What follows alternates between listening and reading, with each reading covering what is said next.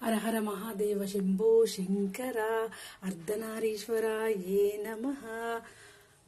అందరికీ జై శ్రీరామ్. ఇప్పుడే శివయ్యకైతే అభిషేకం అయిపోయింది చక్కగా. వీళ్ళందరికీ ఈరోజు అయితే ఓంకారంలో ఏం చెప్పారంటే, ఇట్లా ఆవు పెండ తెచ్చి దీపం పెట్టమన్నారు. ఒకవేళ లేకపోతే, పెండ దొరకకపోతే ఆవు పిడికైనా పర్లేదు అన్నారు.